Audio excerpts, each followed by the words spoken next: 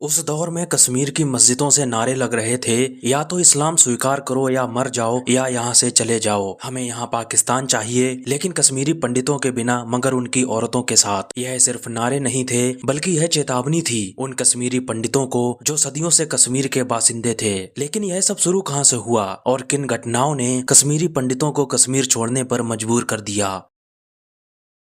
14 सितंबर 1989। सभी दिनों की तरह यह कोई आम दिन नहीं था। इस दिन कुछ ऐसा हुआ जिसकी शायद ही कुछ लोगों ने कल्पना की हो। भाजपा के कश्मीर चैप्टर के अध्यक्ष और पेशे से वकील पंडित टीकालाल टपलू उस दिन सुबह अपने घर से उच्च न्यायालय की ओर जाने के लिए निकलते हैं। वह मुश्किल से 70 कदम ही चले थे कि गली की मोड़ पर 3 लोग अचानक उनके सामने आ जाते हैं। उन तीनों के चेहरे काले कपड़े से ढके हुए थे। उन तीनों में से 2 लोग वहीं पर खड़े रहते हैं, जबकि तीसरा कुछ आगे कदम बढ़कर टीकालाल के पास जाता है। इसके बाद वह हथियार निकालता है और पंडित टीकालाल पर निशाना साधकर कहता है, तुम भाजपा नेता हो, आओ फिर। बस इतना कहते ही वह पंडित टीकालाल की छाती को गोलियों से छलनी कर देता है। कई गोलियां लगने की वजह से टीकालाल खून से लथपथ वहीं गिर पड़ते हैं और उनकी जान चली जाती है। श्रीनगर में हुई इस घटना के ठीक 3 सप्ताह बाद कुछ आतंकियों ने महाराज बाजार के अमीरा अदल में दिन दहाड़े एक और कश्मीरी पंडित सेनानिवृत्त न्यायाधीश नीलकंठ गंजू की गोली मारकर हत्या कर दी। नीलकंठ गंजू दिल्ली से आए थे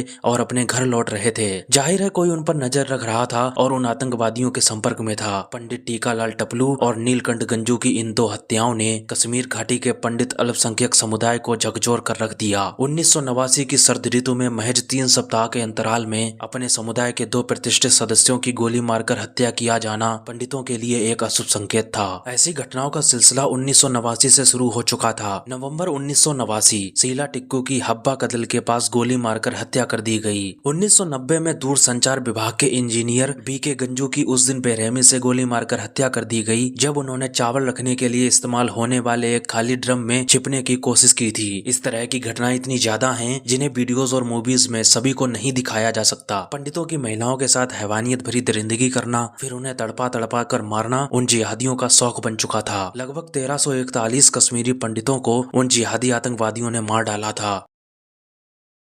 19 जनवरी 1990। दिन ठंडे और रातें सर्द थीं। रात करीब 9 बजे अल्पसंख्यक लोगों द्वारा इस्लाम और पाकिस्तान समर्थन नारे लाउड स्पीकरों के जरिए कानों को चीर रहे थे। कश्मीर घाटी में लग रहे यह नारे पंडितों के लिए कोई नए नारे नहीं थे। कश्मीरी पंडित इन नारों और उनके शोर शराबे से परिचित थे, लेकिन यह समय थोड़ा अलग और अजीब था। जोरदार धमाके और मस्जिदों में लगे लाउड स्पीकरों से निकली जोरदार आवाज, यह सब मिलकर कश्मीर घाटी में एक बड़े तूफान के आने का संकेत दे रहे थे। अचानक श्रीनगर के अधिकांश पंडितों के घरों में टेलीफोन की घंटियां जोर से बजने लगीं। उस समय मोबाइल का चलन नहीं था। हर फोन करने वाला अपने रिश्तेदार, दोस्त या परिचित से पूछता कि क्या वे सुरक्षित हैं। मुस्लिम आबादी के विशाल जनसमूह, युवा, बूढ़े, बच्चे और महिलाएं अपने घरों से निकलकर सड़कों पर उमड़ पड़े और जोर जोर से इशारे करते हुए इस्लाम, पाकिस्तान और विद्रोह के समर्थन में नारे लगा रहे थे। लाउड स्पीकरों के जरिए कुरान की आयतें, भारत विरोधी जहरीले नारे और इस्लामी आस्था की श्रेष्ठता का मिश्रण सुनाई दे रहा था। अल्लाह द्वारा मोमिनों के लिए बनाई गई जन्नत और काफिरों के लिए जहन्नम आदि उनके भाषणों के मुख्य विषय थे। जम्मू कश्मीर में प्रशासन ध्वस्त हो गया और कानून व्यवस्था धराशायी हो गई। पुलिस ने अपने पद छोड़ दिए। कश्मीरी पंडित अपने हाल पर छोड़ दिए गए। अब उनका जीवन खतरे में था। पंडितों ने देखा रातों रात उनके पड़ोसियों का रंग बदल गया था। उनकी भाषा बदल गई, मानो लंबे समय से जो उन्होंने मुखौटा पहना हुआ था वह अब उतार फेंका हो। पीढ़ियों से एक दूसरे को जानने वाले पंडित और मुस्लिम पड़ोसी अजनबी जैसा व्यवहार करने लगे। मस्जिदों की छतों पर लगे लाउड स्पीकरों से पंडितों को घाटी छोड़ने की चेतावनी दी जा रही थी। उनके नारों का सार यह था कि उन्हें पंडित पुरुषों के बिना केवल उनकी महिलाओं के साथ उनका कश्मीर चाहिए। कश्मीरी पंडितों ने देखा कि भारतीय सरकार ने उन्हें नजरअंदाज कर दिया है। जान के खतरे में और बेसहारा पंडितों के पास अपनी सदियों पुरानी मातृभूमि, घर, चूल्हे, संपत्ति, नौकरी, कारोबार, खेत, बाग, मंदिर, तीर्थ स्थल, शमशान घाट, देवी देवताओं और पूर्वजों की अस्थियों को छोड़ने के अलावा कोई विकल्प नहीं था। उन्होंने जैसे तैसे परिवहन के साधन जुटाए, कपड़ों से भरा एक थैला लिया और घाटी से निकलकर अज्ञात और अनदेखे गंतव्यों की ओर चल पड़े। रास्ते में पकड़े जाने और बेरहमी से हत्या किए जाने के डर से वे धीरे धीरे घाटी से निकले।